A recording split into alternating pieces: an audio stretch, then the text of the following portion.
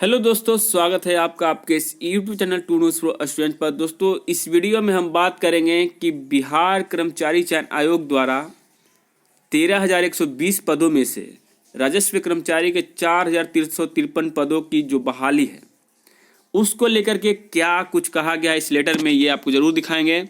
तो आइए इस वीडियो को अंत तक देखने का प्रयास करते हैं। दोस्तों, यहाँ पे बिहार सरकार के अधीन राजस्व एवं भूमि सुधार विभाग के जो संयुक्त निदेशक हैं और अपर सचिव नवल किशोर जी, उन्होंने एक लेटर लिखा है। किनको लिखा है? तो सभी समहर्ता बिहार को। इन्होंने लेटर में जो विषय दिया है वो लिखा है कि जिले के प्रत्येक अंचल में राजस्व कर्मचारियों की उपस्थिति सुनिश्चित करने के संबंध में। और ये लेटर ज़्यादा पुराना नहीं है दोस्तों, ये लेटर आज से 10 से 12 दिन पहले का है, 24 मार्च 2022 का। आइए इसमें क्या कुछ कहा गया इसके बारे में हम लोग जानते हैं। निर्देशानुसार उपयुक्त विषय की ओर आपका ध्यान आकृष्ट करते हुए कहना है कि चल रहे विधानसभा सत्र में माननीय सदस्यों द्वारा इस बात की ओर ध्यान आकृष्ट कराया गया है कि अंचल में कहीं कहीं राजस्व कर्मचारी उपस्थित ही नहीं रहते हैं। उल्लेखनीय है कि राजस्व कर्मचारी की कमी को देखते हुए राजस्व कर्मचारी के कुल 4,353 पदों पर नियमित नियुक्ति हेतु अधियाचना बिहार कर्मचारी चयन आयोग को भेज गई थे। इस क्रम में आयोग द्वारा मुख्य परीक्षा का अंतिम प्रकाशन के उपरांत काउंसलिंग की कार्रवाई की जा चुकी है। बिहार कर्मचारी चयन आयोग से राजस्व कर्मचारियों की अनुशंसा सूची प्राप्त होते ही शीघ्र उनकी सेवा जिलों में दिया जाएगा।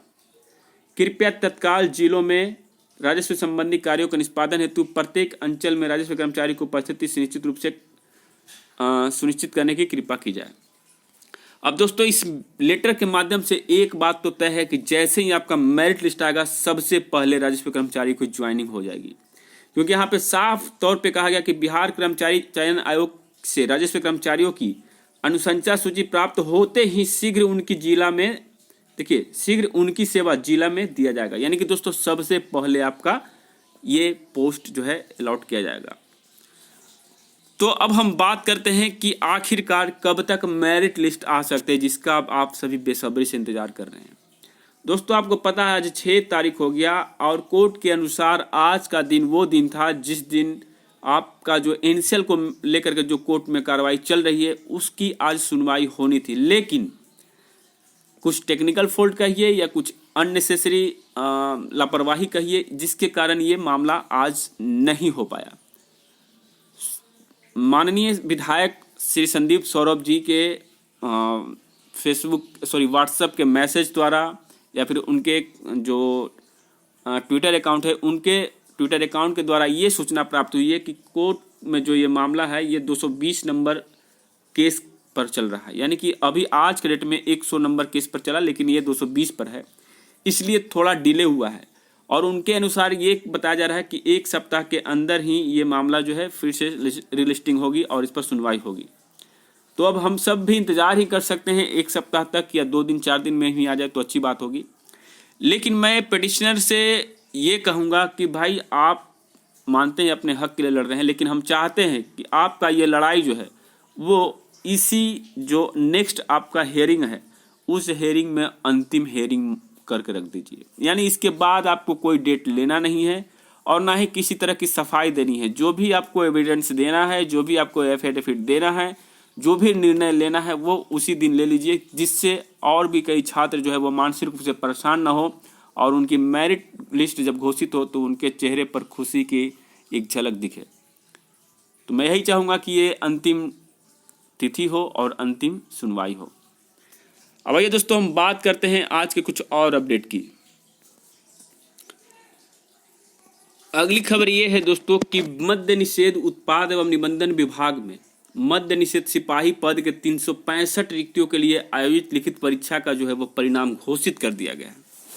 बता दें दोस्तों, इस परीक्षा में 2,77,288 अभ्यर्थी जो है परीक्षा दिए थे, जिसमें से 2,34,643 अभ्यर्थी सम्मिलित हुए इस परीक्षा में। 87 को कदाचार के रूप में इसको बाहर कर दिया गया और बाकियों का जो है उत्तर पुस्तिकाओं का मूल्यांकन किया गया एवं भर्ती हेतु विहित प्रक्रिया का अनुरूप अनुसरण करते हुए विभिन्न कोटियों के लिए मूलतः उपलब्ध रिक्तियों के 5 गुना अभ्यर्थियों को लिखित परीक्षा के आधार पर शारीरिक दक्षता परीक्षा के अनुसार मेघा क्रम अनुसार आरक्षित कोटिवार चयन किया गया है।